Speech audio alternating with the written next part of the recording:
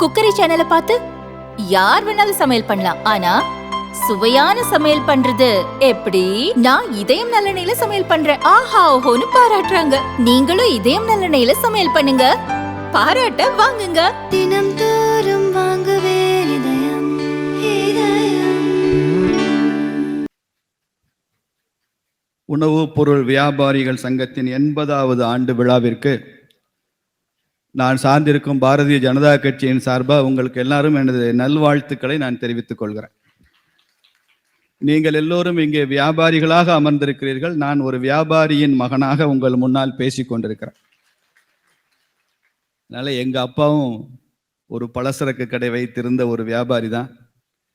பலசரக்கு கடையில் என்னவெல்லாம் வேலை இருக்கும், அதுவும் ஒரு கிராமத்து பலசரக்கு கடையில் எப்படி உழைப்பு தேவைப்படும், எவ்வளவு நுட்பங்கள் இருக்க வேண்டும் என்பதை பற்றியெல்லாம் நானும் அத்துபடியாக அறிவேன் என்கிற ஒரு நல்லெண்ணத்தோடு மேடையில் இந்த நிகழ்வுக்கு தலைமை வகிக்கிற எனது அருமை நண்பர் ஜெயபிரகாசம் அவர்களே, முத்து அண்ணாச்சி பேசும்போது குறிப்பிட்டார், நமது சங்கத்தின் கோரிக்கையை ஜெயபிரகாசம் அவருடன் சொல்லிவிட்டால் நாம் எல்லாம் தூங்கிவிடலாம் என்று சொன்னார்.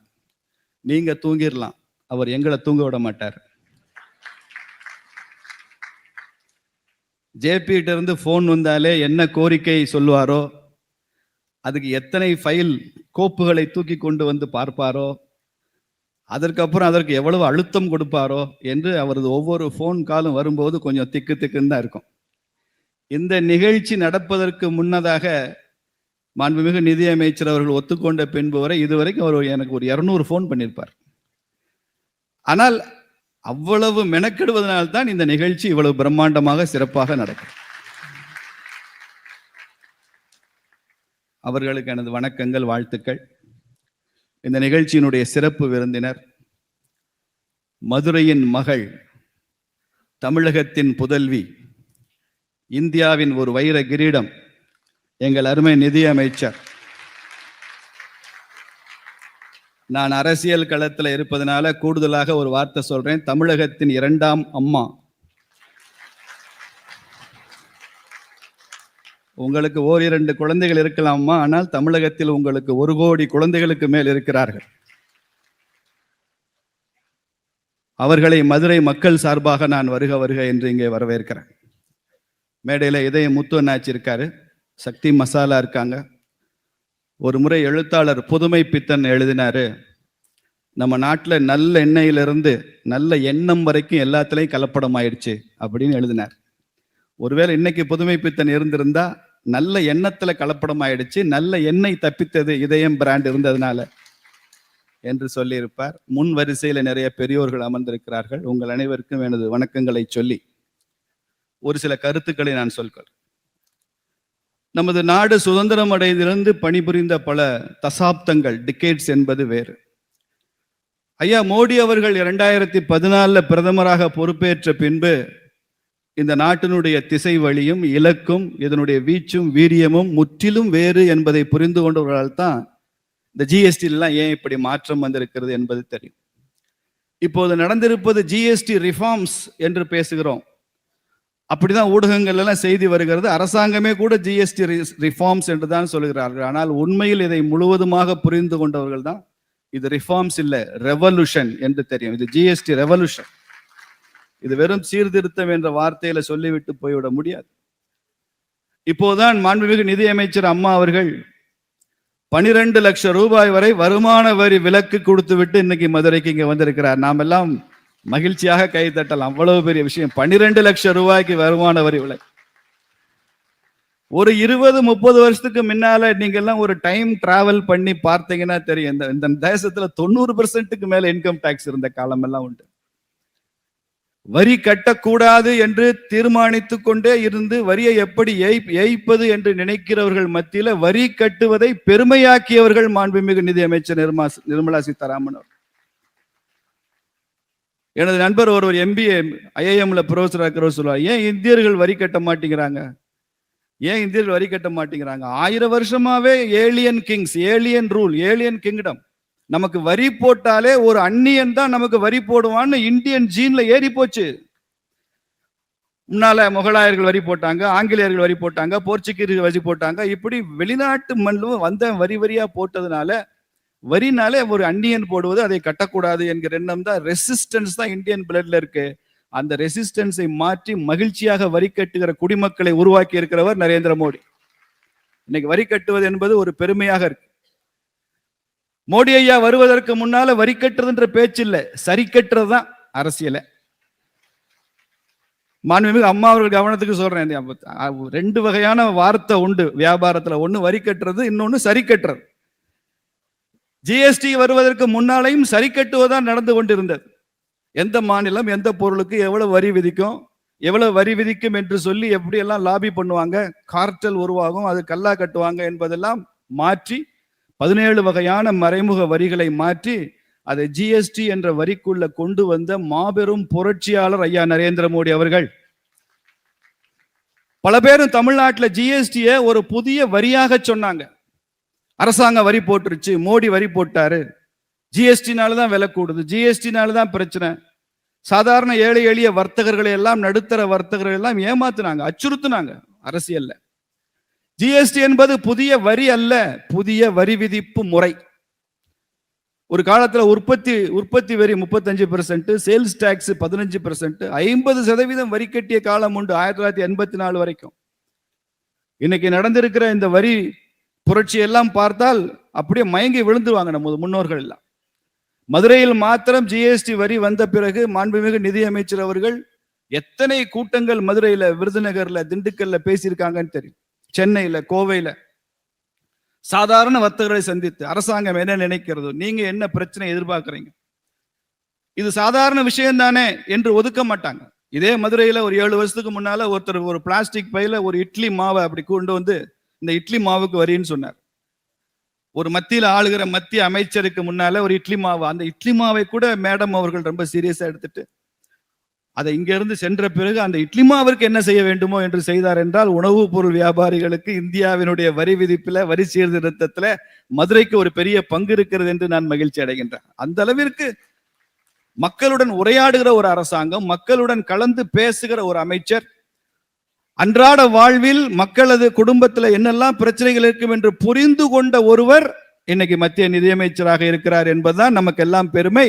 அவர் மதுரையை சார்ந்தவர் என்பது நமக்கு கூடுதல் பெருமை. அம்மா அவர்கள் நிதியமைச்சராக பொறுப்பேற்கும் போது நமது நாட்டினுடைய ஜிடிபி பொருளாதாரம் $2 டிரில்லியன். இந்த 6-7 ஆண்டுகளில் இந்தியாவினுடைய பொருளாதாரம் $4.5 டிரில்லியன். உலகத்தின் 4வது பெரிய பொருளாதார சக்தியாக இந்தியா இருக்கிறது. மிக குறுகிய காலத்தில் இது 3வது இடத்திற்கு பொருளாதார சக்தியாக மாறிவிடும் என்றால் எவ்வளவு பெரிய வல்லமைன்னு பாருங்க. கொரோனா நேரத்தில் உலகமெல்லாம் பொருளாதார வளர்ச்சி நெகட்டிவ் குரோத், பல நாடுகளில் ஜிடிபியே நெகட்டிவ் குரோத்.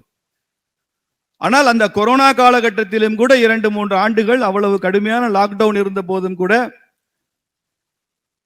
ஜிடிபி வளர்ச்சி விகிதத்தை தக்க வைத்துக் கொண்ட ஒரு தேசமாக இந்திய தேசத்தை மாற்றி காட்டி இருக்கிறார் ஐயா நரேந்திர மோடி. அதை செய்து சாதித்திருக்கிறார் நமது நிதியமைச்சர் என்னும் போது இது சாதாரண விஷயம் இல்லை. கொரோனால பல நாடுகள் பொருளாதாரத்துல திவாலாகி போயிடுச்சு.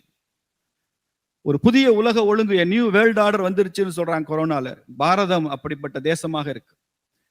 ட்ரம்புக்கு 50% இந்திய பொருட்களுக்கு வரி விதிக்க மாத்திரம்தான் தெரியும். ஆனால் இந்தியாவில் அம்மா மாதிரி ஒருத்தங்க நிதியமைச்சராங்க இருக்கிறாங்கன்ற அவளுக்கு தெரியாம போச்சு. இதையெல்லாம் சமாளிக்க முடியும். நம்ம நாடு 140 கோடி மக்கள், உலகத்தின் மிகப்பெரிய சந்தை. இந்த மக்களுக்கு என்ன இருக்கிற உணவு, துணிமணி, ஹெல்த் கேர், கல்வி, உள்கட்டுமானம், இதுவே மிக பிரம்மாண்டமான பொருளாதாரம். ஒரு வருஷத்துக்கு 50 லட்சம் கோடி ரூபாய்க்கு பட்ஜெட் போடுற நிதியமைச்சர் இன்னைக்கு மதுரையில வந்து சாதாரண ஒரு பெண்மணியாக நம்ம முன்னால் அமர்ந்து உங்களுக்கு என்ன வேணும்னு கேட்க வந்திருக்காங்க. 50 லட்சம் கோடி ரூபாய்க்கு பட்ஜெட் போடுறோம். அப்படி ஒரு பெரிய பொருளாதாரத்தை கட்டமைக்கிற வல்லமை மோடிக்கு இருக்கிறது, அவரது அமைச்சரவை சகாக்களுக்கு இருக்கிறது. இந்த உணவுப் பொருள் வர்த்தக சங்கத்துக்காக மேடம் அவர்களை நான் சென்ற மார்ச் மாதம் பாராளுமன்றத்தில் சென்று இந்த நிகழ்ச்சிக்கு நீங்கள் வர வேண்டும் என்று அழைப்பு விடுத்த போது நாங்கள்லாம் ஆச்சரியப்பட்டு போயிட்டோம். பாராளுமன்றத்துக்குள்ள போறோம். பாராளுமன்றத்தில் எல்லா அலுவலகங்கள், அமைச்சருடைய அலுவலகங்கள்லாம் மூடி இருக்கு. வாசல்ல இந்த செக்யூரிட்டி போலீஸ் மாத்திரம்தான் இருக்காங்க. நாங்க உள்ள போறோம். நிதியமைச்சருடைய அலுவலகம் மாத்திரம்தான் பம்பரமா சுத்தி கொண்டிருக்கிறது. ஒரு 20-30 பேர் வேலை செய்துட்டு இருக்காங்க. நிதியமைச்சரும் பிஸியா இருக்கிறாரு. இரவு 9 மணிக்கு பாராளுமன்ற வளாகத்திற்குள் இருக்கிற நிதியமைச்சர் அலுவலகத்தில் நிதியமைச்சர் இருக்கும்போது 9 மணிக்கு ஃபுல் ஸ்விங்கில் பணி நடந்து கொண்டிருக்கிறது. அப்ப கூட மேடத்துக்கு நேரம் இல்லை. ஓரிரு நிமிடங்கள் எங்களுக்கு ஒதுக்கி பேசி நான் அவசியம் வருகிறேன் மதுரைக்கு என்று சொல்லிவிட்டார். அதே மாதிரிதான் சாத்தூர்ல சீனாவினுடைய சிகார் லைட்டர்களுக்கு தடை விதிக்க வேண்டும் என்று கோரிக்கை வைத்த போது நிதி அமைச்சர் போன் வந்துச்சு. கொஞ்சம் இருங்க, உங்க மேடம் பேச விரும்புறாங்க. மேடம் பேசினாங்க. என்ன ப்ரொஃபசர் தூங்கிட்டீங்களா? இல்லைங்க மேடம். ஏன் தூங்கிட்டீங்களான்னு கேட்குறாங்க தெரியுமா? ராத்திரி 11:30 மணிக்கு சீனாவினுடைய சிகார் லைட்டருக்கு இம்போர்ட் டியூட்டி கூட்டலாமா, இல்லை சிகார் லைட்டரை தடை செய்யலாமா, அந்த தீப்பெட்டி உற்பத்தியாளர்கள் என்ன விரும்புகிறார்கள் என்று நிதி அமைச்சக அதிகாரிகள் புடைசூழ விவாதங்கள் அங்கே நடந்து கொண்டிருக்கும். அதே நேரத்தில் எனக்கு போன் பண்ணி கேட்டு 11:30 மணிக்கு பணி செய்கிற ஒருவரை நாம் நிதியமைச்சராக பெற்றிருக்கிறோம். பாக்கியம் நமக்கு. இதையெல்லாம் நாம் சொல்ல வேண்டும். இந்தியா மோடிஃபைடு என்பது உண்மை. இந்தியா மோடிஃபைடு ஆகி கொண்டிருக்கிறது. எனக்கு ஒரு வருத்தம் என்ன தெரியுமா? இப்படிப்பட்ட ஒரு நிதியமைச்சரை தமிழகத்தின் சார்பாக எந்த கோரிக்கை கொண்டு போனாலும் அதில் அக்கறை செலுத்தி அதை ஆழமாக புரிந்து கொண்டு அதை ஏழை எளிய மக்களுக்கு பயன் தர வேண்டும் என்ற முழு ஈடுபாட்டு அர்ப்பணிப்புடன் செய்யப்படுகிற ஒரு நிதியமைச்சரை இத்தனை ஆண்டு காலம் தமிழகம் இன்னும் முழுமையாக பயன்படுத்தி கொள்ளவில்லை என்பதுதான் எனது வருத்தம். இன்னும் முழுமையாக அவர்களை பயன்படுத்தி கொண்டிருந்தால், இன்னும் முழுமையாக அவர்களை புரிந்து கொண்டு சரியான விகிதத்தில் அவர் அணுகி இருந்தால், நான் இங்க இருக்கிறவங்கள சொல்லலை, நான் யாரை சொல்றேன்னு உங்களுக்கு தெரியும், பண்ணியிருந்தா தமிழ்நாடு புதிய உச்சத்தை தொட்டிருக்கும் என்பதை இந்த அவையில நான் பதிவு செய்ய விரும்புகிறேன். 24 மணி நேரமும் நமது தொலைபேசி செல்போன் நமக்காக வேலை செய்யுங்க. 24 மணி நேரம் நமக்காக வேலை செய்யும். ஆனால் அந்த செல்போன் 24 மணி நேரம் நமக்காக பணியாற்றணும்னா 1 மணி நேரம் அந்த செல்போனுக்கு நீங்க சார்ஜ் பண்ணணுமா இல்லையா? சார்ஜே போட மாட்டேன், செல்போன் நமக்கு வேலை செய்யணும்னா என்ன அர்த்தம்? அப்படித்தான் இருக்கிறது இன்னைக்கு தமிழக மக்களுடைய மனநிலை. இது போன்ற நல்லவர்களுக்கு, தேசியவாதிகளுக்கு நாங்க சார்ஜ் பண்ண மாட்டோம், ஆனா நீங்க 24 மணி நேரம் எங்களுக்காக வேலை செய்து கொண்டிருக்க வேண்டும் என்று சொல்கிற மனநிலை தான் தமிழ்நாட்டில் இருக்கு. இந்த மனநிலையை இன்றிலிருந்தாவது மாற்ற வேண்டும் என்று நான் நினைக்கிறேன். இன்றிலிருந்தாவது மாற்ற நல்லவர்களே, தேசியவாதிகளே, சாதாரண மக்கள் மீது அன்பு செலுத்துபவர்களே, நமது வளர்ச்சிக்கு துணை நிற்பவர்களை நாம் அங்கீகரித்து பழகணும், பாராட்டி பழகணும். ஜிஎஸ்டி ரிஃபார்ம்ஸ் இவ்வளவு வந்ததே, இதுல எத்தனை பேர் நான் கேட்கிறேன், உங்களுடைய முகநூல் பக்கத்துல, உங்க ட்விட்டர் அக்கௌண்ட்ல, உங்க சோசியல் மீடியால நிதி அமைச்சரை பாராட்டி, பிரதமரை பாராட்டி, ஜிஎஸ்டி பிரச்சனை என்று பிரச்சாரம் வந்த போது எத்தனை பேர் பதிவு போட்டீங்க? இப்ப இவ்வளவு குறைஞ்சிருக்கே வரி, 50,000 கோடி ரூபாய்க்கான வரிகள் குறைக்கப்பட்டிருக்கிறதுக்கு நீங்க எத்தனை பேர் பாராட்டி உங்க முகநூல்ல போட்டீங்க? நீங்களே கை தூங்க பார்க்கலாம். எத்தனை பேர்? நான் போட்டிருக்கேன் என்னுடைய சோசியல் மீடியா அக்கௌண்ட்ல. இவ்வளவுதான். நாம என்ன நினைக்கிறோம்? தவறுகளை தட்டி கேட்போம் அப்படின்னு நினைக்கிறோம். அது தேவைதான். ஜனநாயகத்துல தட்டி கேட்போம். நல்லதை தட்டி கொடுத்தால் தான் நல்லவை வளரும் என்பதும் நமக்கு தெரியும். நல்லது செஞ்சா பாராட்டு, நல்லது செஞ்சா தட்டி கொடுக்கணும்.